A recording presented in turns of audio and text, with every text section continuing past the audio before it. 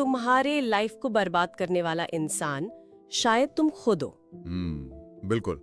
और ये एक ऐसा सच है जिसे कोई मानना नहीं चाहता। सच बताऊं तो हम सब कहीं ना कहीं यही गलती कर रहे हैं। आप देख रहे हैं पीसफुल वेल्थ, जहां हम पावरफुल मोटिवेशनल वीडियोस बनाते हैं जो आपको पुश करते हैं अपनी लाइफ और गोल्स को सीरियसली लेने के लिए। और यहाँ हमारा मकसद कोई किताबी ज्ञान देना नहीं है, बल्कि तुम्हें जगाना है। हाँ, और देखो बहुत लोग आते हैं, वीडियो सुनते हैं, लेकिन सब्सक्राइब नहीं करते।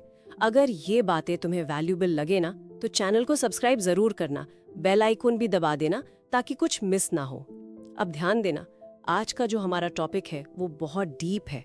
मतलब सीरियसली सोच के देखो, आज हम जिस बारे में बात कर रहे हैं ना, वो एक बहुत ही कमाल की पुरानी कहानी से शुरू होता है, जो आज के इस डिजिटल टाइम में और भी ज्यादा सच लगती है। एग्जैक्टली। तो हुआ यूं कि एक गुरुकुल में 4 शिष्यों के बीच एक जोरदार बहस चल रही थी। उनका मुद्दा ये था कि भाई इन किताबों और श्लोकों को छोड़ दो, इस असली और क्रूर जिंदगी में एक बुद्धिमान व्यक्ति की असली पहचान क्या होती है। राइट। और जब उन्हें कुछ समझ नहीं आया तो वो सीधे अपने गुरु आचार्य चाणक्य के पास गए, और चाणक्य ने जो जवाब दिया ना, वो माइंड ब्लोइंग था। हाँ, उन्होंने दुनिया को 2 साफ हिस्सों में बांट दिया। एक वो लोग जो बिना किसी दिशा के गधे की तरह आंख बंद करके बस मेहनत करते रहते हैं, और दूसरे वो जो अपनी समझदारी से दुनिया के सबसे मुश्किल काम भी एकदम खामोशी से निकाल लेते हैं। तो आज का हमारा मिशन यही है, हम उन 12 निशानियों को डिकोड करेंगे और सिर्फ इतिहास नहीं बल्कि मॉडर्न साइकोलॉजी के हिसाब से समझेंगे कि आज भी कैसे काम करते हैं। तो पहली निशानी जो खामोशी और सीक्रेसी के बारे में है। आजकल हम लोग अपनी हर छोटी बड़ी बात, अपनी फीलिंग्स, अपना हर प्लान इंटरनेट पे डाल देते हैं ना। और यही गेम चेंज होता है। सबसे बड़ा रूल ये है कि अपने गहरे राज और अपनी कमजोरियां कभी किसी को मत बताओ, चाहे वो कितना भी क्लोज दोस्त क्यों ना हो। बिल्कुल, क्योंकि आज का जो सबसे अच्छा दोस्त है ना, वो कल किसी स्वार्थ की वजह से तुम्हारा सबसे बड़ा दुश्मन बन सकता है। जो बेवकूफ होते हैं वो बिना सोचे समझे सब उगल देते हैं और बाद में धोखा खाते हैं। ये तो ताश के खेल जैसा हो गया। आपने पत्ते छुपाकर रखना ही जीत की चाबी है। एकदम सही एनालॉजी है। लेकिन रुको, यहाँ मेरा एक सवाल है। अगर हम अपने करीबी दोस्तों से भी अपनी परेशानियां शेयर नहीं करेंगे, तो क्या हम इमोशनली बिल्कुल अकेले नहीं पड़ जाएंगे? देखो, ये एक बहुत कॉमन डाउट है, पर मॉडर्न साइकोलॉजी इसमें एक लाइन खींचती है। ये अकेलेपन के बारे में नहीं है, ये बाउंड्रीज सेट करने के बारे में। तुम्हें रोना है, अपने थेरेपिस्ट से बात करनी है, करो। मतलब फीलिंग शेयर करना अलग चीज है। हाँ, लेकिन अपनी कोई ऐसी स्ट्रेटेजिक कमजोरी बताना है जिसका आगे चलकर फायदा उठाया जा सके।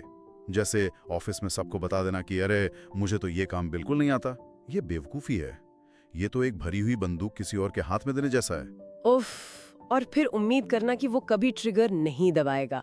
ये सच में डेंजरस है। और सुनो, इसमें एक और ट्विस्ट है।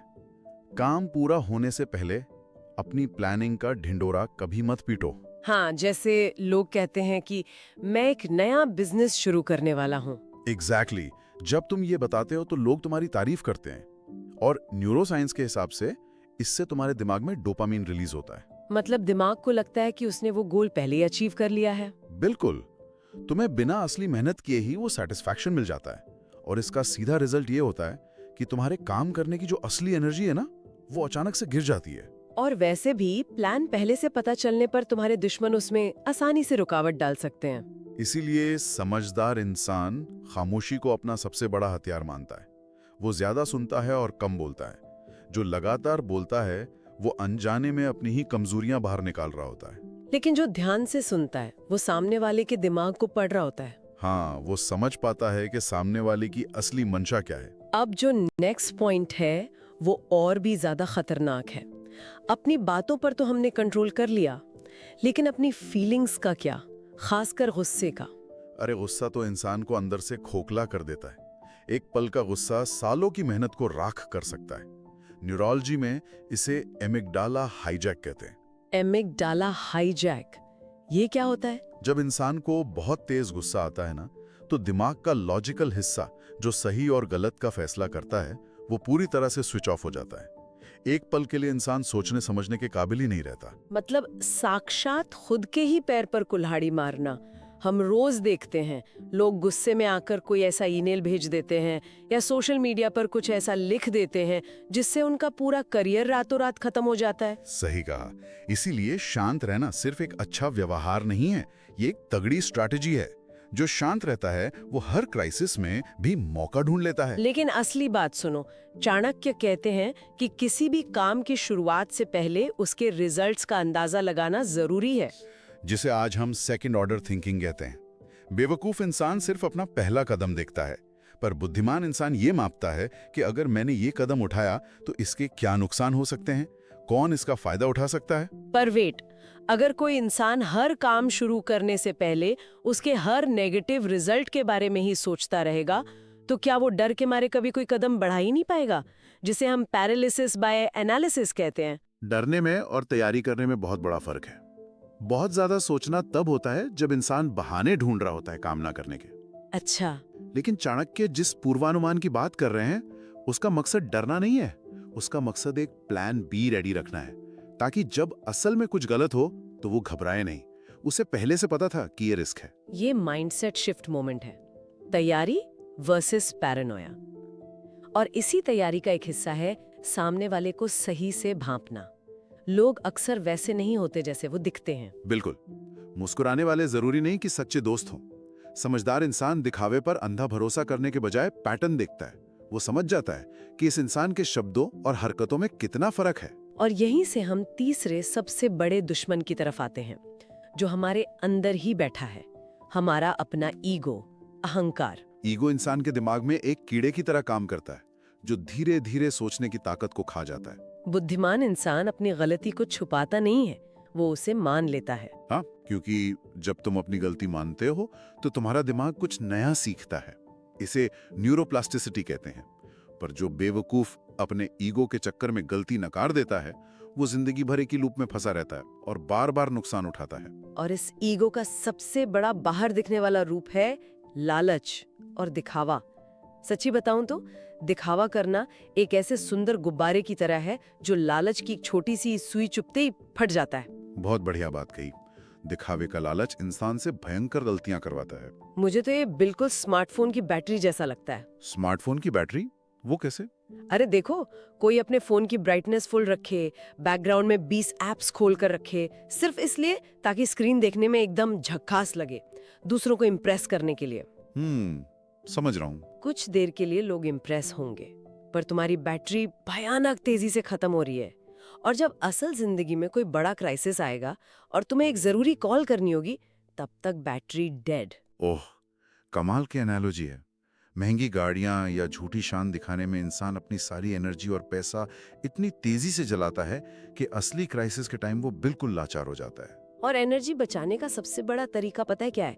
अनावश्यक बहस से पूरी तरह दूर रहना। बिल्कुल, बिना कारण झगड़ना सिर्फ टाइम और एनर्जी का वेस्ट है। आज इंटरनेट के कमेंट सेक्शंस देख लो, लोग सोशल मीडिया पर अपनी झूठी शान साबित करने के लिए किसी अनजान इंसान से घंटों बहस करते रहते हैं। और जब तुम किसी बेवकूफ से बहस करते हो ना, तो तुम उसे हरा नहीं रहे हो, तुम उसे अपना कीमती समय और अपनी मानसिक शांति छीनने की परमिशन दे रहे होते हो। स्मार्ट इंसान चुपचाप वहां से हट जाता है। अब यहाँ सवाल ये उठता है कि जो इंसान अपना इतना टाइम और एनर्जी बचा लेता है, वो उस एनर्जी का करता क्या है? और यही हमारी इस पूरी चर्चा का इंजन आता है, समय का सही इस्तेमाल। दुनिया में सब कुछ खरीदा जा सकता है, पर समय नहीं। क्योंकि समय ही दुनिया का सबसे बड़ा न्याय करता है। मूर्ख लोग फालतू कामों में अपना समय बर्बाद करते हैं और बाद में अपनी किस्मत को कोसते हैं। पर समझदार व्यक्ति टाइम को इन्वेस्ट करता है, और उसका सबसे बड़ा इन्वेस्टमेंट है लगातार सीखना। वो कभी नहीं रुकता, वो अनुभवों से, किताबों से हर दिन कुछ नया सीखता है। मूर्ख सोचता है कि उसे सब कुछ आता है। लेकिन जो नेक्स्ट पॉइंट है वो और भी ज्यादा खतरनाक है। जब सब कुछ दांव पर लगा हो और फिर भी इंसान हार जाए, तो चाणक्य कहते हैं, कभी हार मत मानो, असफलता का डर मूर्खता है। बिल्कुल, पर सवाल यह है कि इंसान बार बार हार कर भी बिना टूटे कैसे खड़ा रहे। हाँ, वो मेंटल पावर वो कहाँ से लाएं? इसका सीक्रेट छुपा है हमारी आइडेंटिटी में। हार इंसान को तब तोड़ती है जब वो अपनी पूरी पहचान उस काम के रिजल्ट से जोड़ लेता है। बेवकूफ सोचता है कि मेरा काम फेल हो गया, इसका मतलब मैं एक लूजर हूं। पर स्मार्ट इंसान उसे कैसे देखता है? एक साइंटिस्ट की तरह। जब उसका काम फेल होता है तो वो खुद को इमोशनली उससे अलग कर लेता है। वो सोचता है मेरी प्लानिंग गलत थी, मेरा तरीका गलत था, लेकिन मैं गलत नहीं हूं। वो हार को सिर्फ एक फीडबैक की तरह लेता है। वाओ, अपनी पहचान को अपने फेलियर से अलग करना, ये तो एक अभेद्य कवच की तरह है। हाँ, और यही वो ताकत है जो इंसान को राख से उठकर दोबारा कोशिश करने की हिम्मत देती है। तो फाइनली इस पूरे डीप डाइव का निचोड़ ये है कि बुद्धिमानी कोई जन्म से मिला हुआ गिफ्ट नहीं है। ये हमारी डेली आदतों, हमारे धैर्य और हमारी सीखने की क्षमता पर डिपेंड करता है। ये दरअसल एक ऑपरेटिंग सिस्टम है जिसे कोई भी इंसान अपने अंदर इंस्टॉल कर सकता है। आज की इस शोरगुल और दिखावे से भरी दुनिया में, जहां हर ऐप हमारा अटेंशन खींचने में लगी है, क्या हम अनजाने में अपनी सबसे कीमती एनर्जी उन चीजों पे खर्च कर रहे हैं जो हमें मूर्ख की कैटेगरी में धकेल रही हैं? बहुत गहरा सवाल है ये। अगली बार जब कोई बड़ी असफलता मिले तो खुद को कोसने से पहले खुद से पूछना, क्या ये मेरी हार है या फिर मेरे काम करने का तरीका बदलने का एक स्पष्ट सिग्नल? एग्जैक्टली। रुको मत, एक्शन लो। अगर तुम सच में अपनी लाइफ चेंज करना चाहते हो तो वेट मत करो, और ऐसे ही पावरफुल कंटेंट के लिए चैनल को सब्सक्राइब जरूर करो। अब जाने से पहले मुझे तुम्हारा जवाब चाहिए। तुम क्या चूज करोगे, ओवरथिंकिंग या एक्शन? बस एक वर्ड में जवाब दो। मिलते हैं अगले एपिसोड में।